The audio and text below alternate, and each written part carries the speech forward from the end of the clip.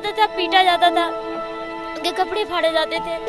इसी नौकरी के चलते हमारे 50 से ज़्यादा भाई बहन आत्महत्या कर चुके हैं। 6 से 40 दिन हम लोग इको गार्डन में धरना दिए। इस लखनऊ की सड़कों पर दर दर के ठोकरे हम लोग खाए।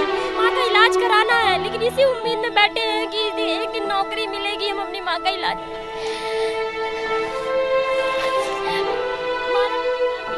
हर दरवाजे पे जाते थे, लेकिन बहन बेटियों को बहुत बुरे तरीके से गालियाँ दी जाती थी। आप बताइए हम लोग कैसे रहते हैं, कैसे खाते हैं, कैसे पीते हैं? सर आप ही बता दीजिए। हमारी स्थिति देख रहे हैं सर। अब तो सवाल ये उठता है, क्या इस समाज में, इस देश में पिछड़े दलित होना गुनाह है?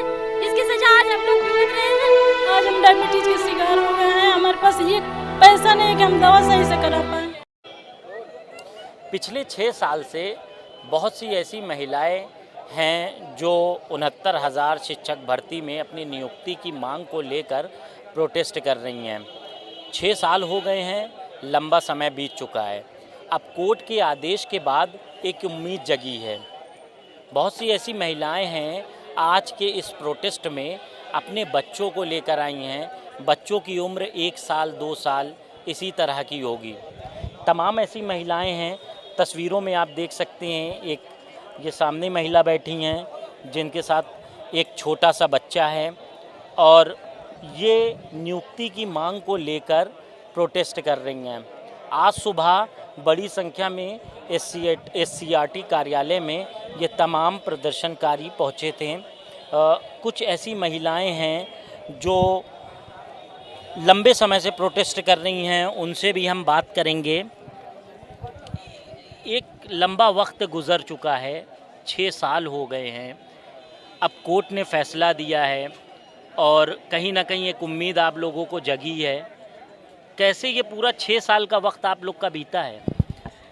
पहले तो मैं आपको ये बीता नहीं है, एक एक दिन कैसे हमने काटा है, हमसे आप ये पूछिए। 6,800 की लिस्ट में हमारे 15 बच्चों ने सुसाइड कर लिया। मन हमारा भी करता है कि कितने संघर्षों के बाद हमने पढ़ाई की। पढ़ाई करने के बाद में 106 नंबर, अनामिका कैलाश नाम ढूंढ लीजिएगा, 106 नंबर है सुपर टेट में। बताइए किस चीज़ में कमी है कि आज हमें यहाँ पर बैठना पड़ता है। हमारा मतलब वैलिड होते हुए आज हम यहाँ धरना देने को मजबूर हैं। 6 साल का एक लंबा वक्त गुजर गया। पढ़ते समय सोचते हैं मैं अकेली हूँ, माँ बाप की सोचते थे माँ बाप के लिए कुछ करेंगे। बताइए कैसे बेटी पढ़ाओ बेटी बचाओ, अच्छी मानसिकता इंसान कैसे रखे। आज इतना कुछ होने के बाद भी नौकरी मतलब हाईकोर्ट ने निर्णय दे दिया, फिर भी हमारी नौकरी हमें नहीं दी जा रही है। ये दर्शाता है सवर्णवादी मनवादी सरकार की मानसिकता को। बैठे हैं अधिकारी इतने, मतलब ये देखिए कि हर जगह बुलडोजर चलता है। अगर इनको भी बुलडोजर का डर होता तो आज हमें यहाँ नहीं आना पड़ता। आदेश के आने के बाद अब तक लिस्ट जारी हुई थी, हमें स्कूल में होना चाहिए था। ऐसे कोई एक एग्जाम्पल नहीं है, ऐसे हज़ारों एग्जाम्पल हैं जहाँ सवर्णों की लिस्ट बाद में आई। एक रातों रात काउंसलिंग हुई, सुबह वो विद्यालय में गए, रातों रात नियुक्ति पत्र बढ़ गए, यहाँ तो जियो तक जारी नहीं हुआ है। हम बस इतना ही पूछना चाहते हैं कि हमारी क्या गलती है। हमारी ये गलती है कि हम पिछड़े घर में पैदा हुए, या ये गलती है कि हमने उत्तर प्रदेश में जन्म लिया या भारत में जन्म लिया, ये हमारी गलती है। सरकार से बस यही हाथ जोड़कर हम विनती करना चाहते हैं कि हमें हमारा हक अधिकार चाहिए, हमारा जियो जारी कर दें, हमारा अधिकार हमें दे दें बस, और इससे ज़्यादा हम उनसे कुछ नहीं उम्मीद रखते हैं। आप बताइए, आप भी प्रोटेस्ट कर रही हैं, काफ़ी देर से बैठी हुई हैं और एक लंबा वक्त गुज़र गया है, परिवार को छोड़ कर आई होंगी यहाँ पर, तो कैसे आप लोग का ये वक्त बीता है और आगे क्या उम्मीद है? सर हम लोगों का वक्त के बारे में जब आप पूछ रहे हैं, अगर सुनेंगे तो आपको बहुत मतलब अचंभित होंगे। आज हम लोग 6 साल से जो मानसिक पीड़ा हम लोग झेल रहे हैं, इस नौकरी की आस में आज मैं डायबिटीज़ के शिकार हो गए हैं। हमारे घर में कोई नहीं है, एक वक्त की रोटी तो छोड़िए, इस इलाज कराने के लिए हमारे पास पैसा नहीं। एक मेरी बूढ़ी माँ है, वो कैसे रोजी रोटी हम लोग को चलता अब मैं जानती हूँ सर।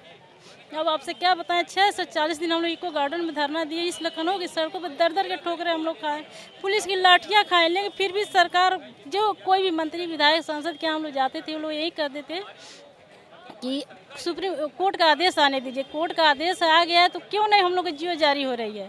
ये अधिकारियों का विचार, ये मनवादी विचार के मानसिकता के लोग हैं अधिकारी।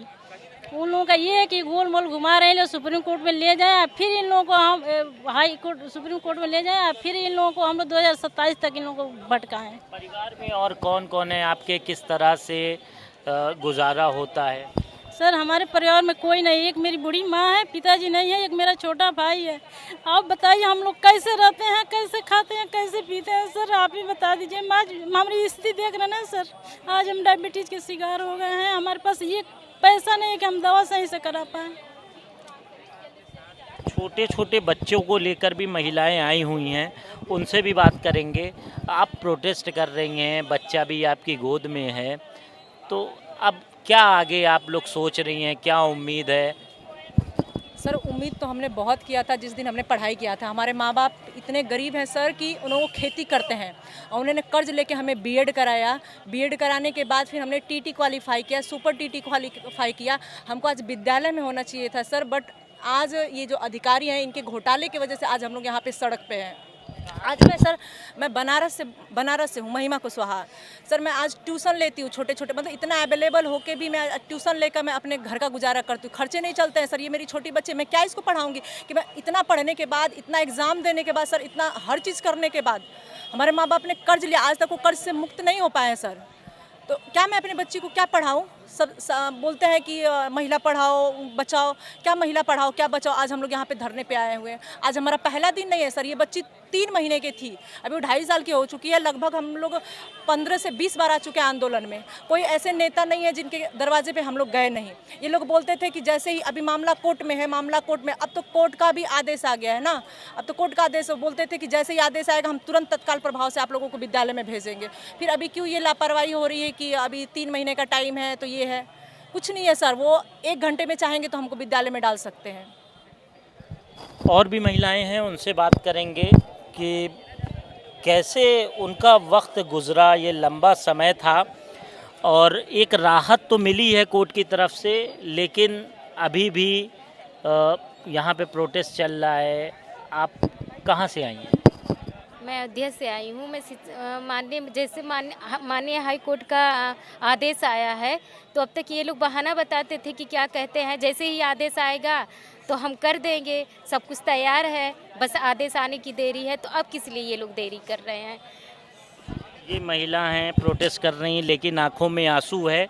आंसू उम्मीद का है कि इनको शायद नौकरी मिल जाए, क्योंकि अब कोर्ट की तरफ से जो आदेश आया उसके बाद एक उम्मीद जागी है। जो बोलना है आप बोल दीजिए। सर हम लोग 4 सालों से प्रताड़ित हो रहे हैं। हम बहन बेटियों को घर से निकलना कितना मुश्किल होता है, ये आप लोग भी जानते हो, ये सरकार भी जानती है। घर से लड़के आना पड़ता है, समाज से लड़के आना पड़ता है, और यही खेल पिछली बार भी हुआ था हमारे साथ। और हम अपने हक अधिकार के लिए हर दरवाजे पे जाते थे, लेकिन बहन बेटियों को बहुत बुरे तरीके से गालियाँ दी जाती थी, मारा जाता था, पीटा जाता था, उनके कपड़े फाड़े जाते थे। इसी नौकरी के चलते हमारे 50 से ज़्यादा भाई बहन आत्महत्या कर चुके हैं। लेकिन अभी तक इस सरकार ने, हमारे माननीय मुखिया जो हैं, उन्होंने न्याय नहीं दिया। अब तो सुप्रीम कोर्ट, अब तो उच्च न्यायालय का भी आदेश आ चुका है, तो अब तो उसका पालन कीजिए, उसको फॉलो कीजिए, हमारा शेड्यूल जारी करिए। क्या आप फिर से चाहते हैं हम 5 सालों तक इस सड़कों पर घसीटे जाएं, संघर्ष करते रहें? अब तो सवाल ये उठता है, क्या इस समाज में, इस देश में पिछड़े दलित होना गुनाह है, जिसकी सजा आज हम लोग भुगत रहे हैं? हम गरीब परिवार के बच्चे हैं सर, कैसे जीवन यापन करते हैं? माँ का इलाज कराना है, लेकिन इसी उम्मीद में बैठे हैं कि एक दिन नौकरी मिलेगी, हम अपनी माँ का इलाज कराएंगे। लेकिन ये सरकार के कान में जू तक नहीं रेंग रही है, जो कि अब उच्च न्यायालय का आदेश भी आ चुका है, लेकिन वो हमें न्याय नहीं दे रही है। हम इनसे इतना ही कहना चाहते हैं, हमारा शेड्यूल जारी कर दीजिए, हमें हमारे विद्यालय तक पहुंचा दीजिए। हमें उनसे आपत्ति नहीं है जो हमारे सीट पे बैठ के नौकरी कर रहे हैं, हमारा वेतन ले रहे हैं, हमें उनसे कोई आपत्ति नहीं है। हमें सिर्फ हमारी जगह दे दीजिए, हमारा अक्षर, हमारा अधिकार दे दीजिए, हमें उससे वंचित ना रखा जाए, क्योंकि संघर्ष की भी एक सीमा होती है, हर चीज़ की एक हद होती है, और वो संघर्ष की सीमा पार हो चुकी है। हम लोग अब बर्दाश्त की क्षमता नहीं है, इसलिए हमें न्याय दें। तमाम वो महिला अभ्यर्थी हैं जो लंबे समय से नियुक्ति की मांग कर रही हैं। कोई अपने बच्चे के साथ आया है, कोई अपने परिवार को छोड़कर आया है, किसी का कहना है कि उनके माँ बाप का इलाज चल रहा है, अकेले वही घर में हैं। तो इन तमाम उम्मीद और आसरे के साथ ये लोग यहाँ बैठे हैं और ये मांग कर रहे हैं कि जल्द से जल्द इनको नियुक्ति दे दी जाए।